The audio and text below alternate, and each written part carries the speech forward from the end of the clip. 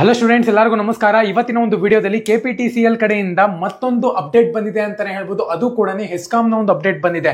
ಇವತ್ತಿನ ಒಂದು ವಿಡಿಯೋದಲ್ಲಿ ಕಂಪ್ಲೀಟ್ ಇನ್ಫಾರ್ಮೇಶನ್ ತಿಳಿಸ್ಕೊಡ್ತೀನಿ. ಎಲ್ಲ ಒಂದು ಗೌರ್ಮೆಂಟ್ ಸರ್ವಿಸ್ ರಿಲೇಟೆಡ್ ಅಪ್ಡೇಟ್ಗೋಸ್ಕರ ಸಬ್ಸ್ಕ್ರೈಬ್ ಮಾಡ್ಕೊಂಡು ಬೆಲ್ ಐಕಾನ್ನ ಕ್ಲಿಕ್ ಮಾಡೋದು ಮರಿಬೇಡಿ.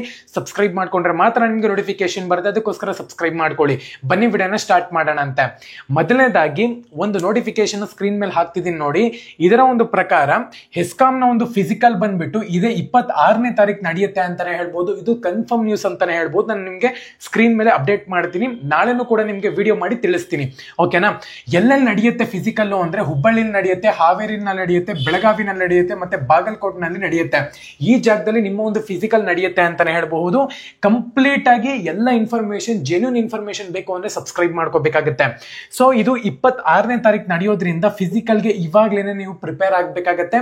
ಫಿಸಿಕಲ್ ಅನ್ನುವಂಥದ್ದು ತುಂಬಾ ಇಂಪಾರ್ಟೆಂಟ್ ಆಗಿರುತ್ತೆ. ಪ್ರತಿ ಒಬ್ಬರನ್ನು ಕೂಡ ಪ್ರಿಪೇರ್ ಆಗ್ಬೇಕಾಗತ್ತೆ.